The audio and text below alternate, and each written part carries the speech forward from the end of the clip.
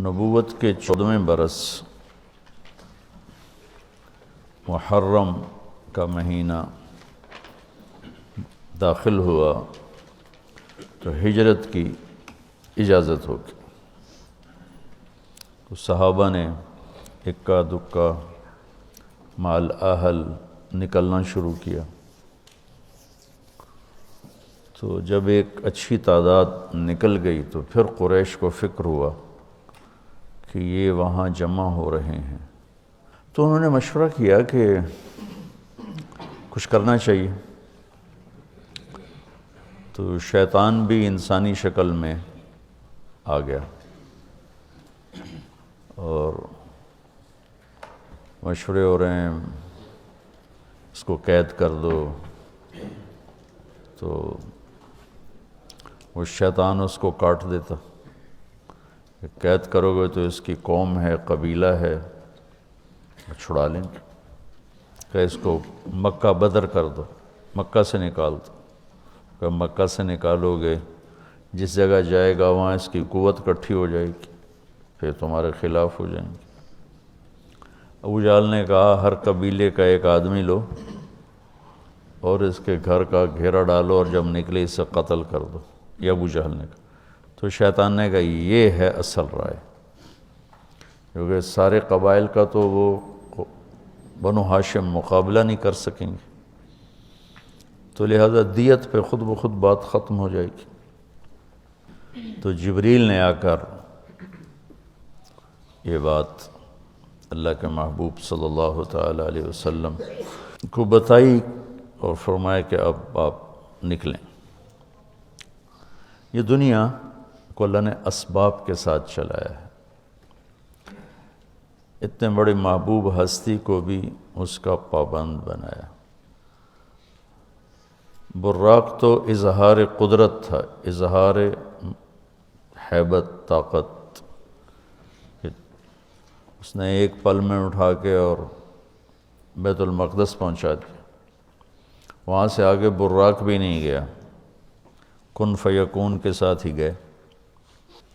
تو اب ضعف کا دور ہے، معجزہ نہیں ظاہر ہوا کہ جبریل آئیں اور اٹھا کے مدینے اتار دیں یا براق پہ بٹھائیں اور جا کے مدینے اتار دیں، معجزہ نہیں ہوا، کیونکہ امت کو سبق دینا ہے کہ جب ہم پہ زوال ہوگا پھر کیا کرنا ہے، طاقت میں ہوں گے پھر کیا کرنا ہے، قوت میں ہوں گے پھر کیا کرنا ہے،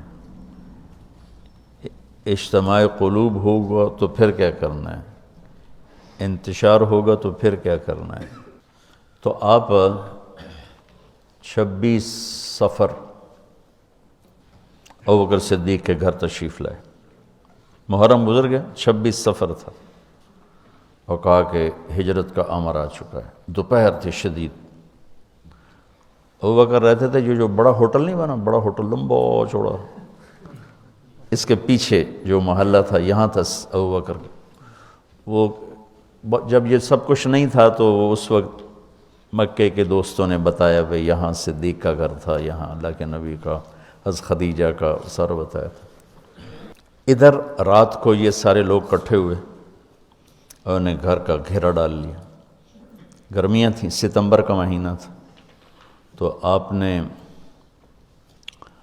حضرت علی کو اپنی جگہ لٹایا باہر، چادر اوپر لے کے لیٹ گئے، اور آپ ان کو بیچ میں سے چیر کے نکل گئے، وَجَعَلْنَا مِن بَيْنِ أَيْدِيهِمْ سَدًّا وَمِن خَلْفِهِمْ سَدًّا فَأَغْشَيْنَاهُمْ فَهُمْ لَا يُبْصِرُونَ۔ تو شیطان نے شور مچایا، نکل گیا۔ ایک لمحے کے لیے وہ اندھے ہو گئے، پھر ایسے دیکھا تو سویا ہوا ہے، ایسے ہی کسی نے آواز لگائی، اور کمبخت ایمان سے خالی تھے، اور معاشرت اس وقت بھی ایسی تھی کہ گھر گھس کے قتل نہیں کرتے تھے، یہ ان کے اصول تھے کہ کسی کو گھر کے اندر جا کے قتل نہیں کرنا کہ عورتیں خوف زدہ نہ ہوں، بچے خوف زدہ نہ ہوں۔ انتظار کرتے رہے، جب صبح ہوئی تو حضرت علی اٹھے۔ اچھا انہوں نے کیا کیا، انہوں نے کہا پتھر مارو دیکھو کیا کرتا ہے، شاید کپڑا ہٹائے چہرے سے تو پتھر مارے، تو حضرت علی کو پتھر ہے کہ ہائے کرے آئے، لیکن چہرہ سے کپڑا نہیں ہٹایا۔ صبح ہوئی تو اٹھے تو انہوں نے پکڑ کے پٹائی شروع کر دی، کدھر ہے محمد کا؟ مجھے کیا خبر، تم باہر تھے میں اندر تھا، مجھے کیا خبر؟ تو پھر وہ کہنے لگے ہمیں شک تو رات کو ہی پڑ گیا تھا، اس لیے کہ اسے جتنے بھی پتھر پڑتے تھے کبھی ہائے نہیں کرتا تھا، اور تیری جو ہائے تھی نا، رات کو شک میں پڑ گئے تھے کہ یہ وہ نہیں ہے، لیکن بس ہم دھوکہ کھا گئے۔ تو آپ وہاں سے نکلے تو یہ 27 کی رات تھی، 27 صفر، اور ستمبر کا مہینہ تھا، تو 622 عیسوی تھی۔ تو ادھر ہے مدینہ اور ادھر ہے جبل ثور۔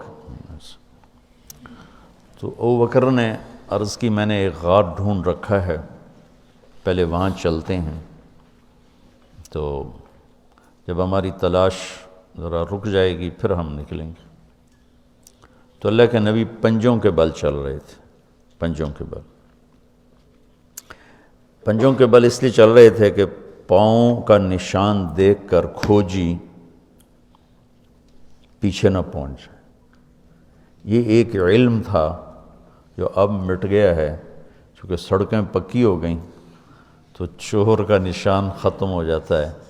جب سڑکیں کچی ہوتی تھیں تو اس کے قدموں کو کھوجی پہچانتا ہوا چلتا چلتا چلتا اس کے گھر پہنچ جاتا تھا، چاہے وہ 100 میل ہوتا تھا۔ تو یہ کوئی مکہ سے غار ثور 3 میل تھا، تو آپ ایسے جا رہے تھے ایسے۔ ابوبکر کبھی آپ کے آگے چلتے کبھی پیچھے چلتے، کبھی آگے چلتے کبھی پیچھے چلتے۔ تو آپ نے پوچھا یہ کیا کرتے؟ کبھی آگے کبھی پیچھے۔ تو کہنے لگے اخاف الرصد فامشی امامک، اخاف الطلب فامشی خلفک۔ جب مجھے یہ خیال آتا ہے کہ کوئی آگے چھپا ہوا حملہ آور حملہ نہ کر دے دشمن تو میں آگے ہو جاتا ہوں، جب مجھے خیال آتا ہے پیچھے سے کوئی پہنچ نہ جائے تو میں پیچھے ہو جاتا ہوں، اس طرح۔ تو آپ نے بہت شکریہ ادا کیا ان کا۔ جب پہاڑ پہ چڑھنے کا وقت آیا تو آپ کی انگلیاں زخمی ہو گئی تھیں ایسے چلتے چلتے۔ کس قدر نبی اسباب کی رعایت کر رہے ہیں، اسباب کی رعایت کتنی ضروری ہے۔ تو ابوبکر نے آپ کو کندھے پہ بٹھایا اپنی کمر پہ، اور غار جبل ثور ایسے سیدھا پہاڑ ہے ایسے، میری آج تک ہمت نہیں ہوئی چڑھنے کی، حالانکہ کتنے سالوں سے اللہ لے جا رہا۔ تو آپ کو اپنے کمر پہ بٹھا کے اوپر پورا پہاڑ اوپر چڑھے، پھر آپ کو باہر کھڑا کر دے گا، آپ اندر نہیں جائیں گے، خود اندر گئے، ایسے اس کو ٹٹول کے جتنے سوراخ تھے پتھروں سے بند کر دیے، سوراخ باقی بچ گئے۔ تو اپنی پگڑی اتاری، پھاڑ کے سوراخ بند کی، پھر سوراخ باقی تھے، کرتا اتارا اور پھاڑ کے سوراخ بند کیے۔ ایک باقی رہ گیا جس میں وہ سانپ تھا۔ علماء نے لکھا ہے کہ وہ سانپ جو ڈس رہا تھا، ایک تو سانپ اپنی فطرت سے ڈستا ہے نا، علماء نے لکھا وہ اس لیے ڈس رہا تھا کہ وہ راستہ مانگ رہا تھا دیدار نبوت کے لیے۔ یہ کئی علماء نے یہ لکھا ہے کہ وہ اپنی فطرت سے نہیں، احتجاج کر رہا تھا کہ میں نے راہ دے، میں بھی دیدار کرا، میں بھی دیکھنا چاہتا۔ یہ تھا۔ تو کہا یا رسول اللہ آئیے۔ جب آپ اندر تشریف لائے تو اندھیرا تھا، پتہ نہیں چلا۔ تھوڑی سی روشنی ہوئی تو دیکھا ابوبکر کا نہ کرتا تھا نہ عمامہ۔ تو آپ نے پوچھا تیرا کرتا کدھر ہے، تیری پگڑی کدھر ہے؟ تو انہوں نے اشارہ کیا کہ یہ سارے سوراخ تھے۔ تو اللہ کے نبی کی آنکھیں چھلک پڑیں، اور آپ نے ایک دم بے ساختہ کہا یا اللہ میں ابوبکر سے راضی ہوں، تو بھی اس سے راضی ہو جا اور اسے جنت میں میرا ساتھی بنا دے۔ تو اسی وقت جبریل اترے اور آ کر کہا یا رسول اللہ، اللہ تعالیٰ خوشخبری دے رہے ہیں کہ وہ آپ کے ساتھی سے راضی ہو چکے ہیں اور جنت میں یہ آپ کے ساتھی بھی ہیں۔ یہ خوشخبری ہے کہ یہ جنت میں آپ کے ساتھی ہیں۔ تو انہوں نے قریش نے کھوجی بلا لی، تو انہوں نے وہ انگلیاں پکڑ لیں اور ان انگلیوں پہ چلتے چلتے چلتے جبل سور پہنچا دیا۔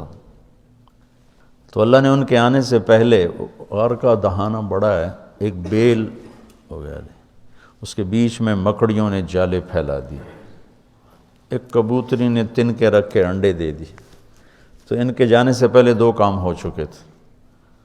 تو وہ کھوجی کیسا، حالانکہ پہاڑ پہ تو، کچی زمین پہ تو پورا پاؤں لگتا ہے، پہاڑ پہ تو ایسے ایک آدھ کوئی نشانی پڑتا ہوگا، تو کیسا علم تھا، ان کو لا کر اس نے دروازے پہ کھڑا کر دیا، کہا یہ اس سے آگے کوئی نہیں۔ تو ابی بن خلف کہنے لگا تیرا دماغ خراب، یہ جالا محمد کی پیدائش سے بھی پہلے کا بنا ہوا ہے، اور تو کہتا ہے ادھر گھس گئے، بے وقوف کہاں لے کے آ گیا؟ اب ابو بکر ڈر رہے تھے کہ یا رسول اللہ اب کیا ہوگا؟ تو آپ نے کہا ما ظنک باثنین اللہ ثالثہما، جن کا اللہ ساتھی ہو ان کو کیا پریشانی؟ تو امیہ بن خلف نے وہیں دروازے غار کے منہ پہ بیٹھ کے اندر منہ کر کے پیشاب کیا، اب دونوں سامنے بیٹھے تھے۔ تو آپ نے مسکراتے ہوئے فرمایا دیکھو اگر یہ ہمیں دیکھ سکتے تو یہ یہاں بیٹھ کے پیشاب کرتا، تو انہیں آرام سے وہاں پیشاب کیا، وہ سامنے بیٹھے تھے دونوں۔ اللہ نے بیچ میں پردہ ڈال دی۔ قرآن ابوبکر صدیق کے اندر کے جذبے کو بتاتا ہے، لا تحزن، لا تحزن۔ قوم موسیٰ جب سامنے پانی اور پیچھے فرعون، تو ان کے جذبات کی ترجمانی کرتا ہے انا لمدرکون، انا لمدرکون۔ 40 برس کی صحبت اٹھائی ہے 2 نبیوں کی، ہارون اور موسیٰ۔ وہ کلیم اللہ ہیں، پہلے رسول کلیم اللہ، رسول تو ان سے بھی پہلے تھے، کلیم اللہ پہلے کلیم اللہ ہے، اور 4 بڑے انبیاء میں سے ایک ہیں، ابراہیم، موسیٰ، عیسیٰ، نوح، اور 5ویں ہمارے نبی سب سے بڑے۔ تو جب آگے سمندر اور پیچھے فرعون، تو ان کو اپنے نبی کی کوئی فکر نہیں رہی، نہ موسیٰ علیہ السلام نہ ہارون۔ انا میں غور کرو اور لام پہ غور کرو، ایک انا اور لام، اس کا ترجمہ میں یوں کیا کرتا ہوں کہ کہنے لگے موسیٰ تو نے مروا کے ہی چھوڑا ہمیں، آپ کا کیا بنے گا، اب کیا ہوگا، آپ کی جانوں کو خطرہ ہے، ہم مارے گئے، ہم پکڑے گئے۔ تو آگے موسیٰ علیہ السلام نے اتنی شدت سے کہا کلا، کلا کا ترجمہ میں یوں کیا کرتا ہوں کہ ہو تسی اسے لائق کہ یا تسی پانی ڈوب جاؤ یا تو فرعون لتر مارے، لیکن ان معی ربی، میرا رب میرے ساتھ ہے، مجھے بچائے گا تو میری تو فعل تم بھی بچو گے۔ تو انا لمدرکون ان کے ذہن کی عکاسی کرتا ہے، پستی ذہن کہ صرف اپنی پڑ گئے، اور لا تحزن عکاسی کرتا ہے کہ ابراہیم، ابوبکر اپنی جان کا اگر خوف ہوتا تو لفظ آتا لا تخف، انہیں غم لگ گیا اپنے نبی کا کہ اب میرے نبی کا کیا ہوگا۔ تو حزن اپنے لیے نہیں، اپنے دوسرے کے لیے، آپ کی اب آپ کا کیا بنا، اب میرے نبی کا کیا بنے گا، اس کیفیت کے لیے قرآن نے اس میں عظمت صدیق ہے، لا تحزن، کہ انہیں اپنا کوئی فکر نہیں تھا، انہیں فکر پڑ گیا نبی کی۔ تو انہوں نے کہا ان اللہ معنا، اور ان اللہ معنا صدیق کو بھی اپنے ساتھ لے لیا، تیرے میرے دونوں کے ساتھ اللہ ہے، فکر۔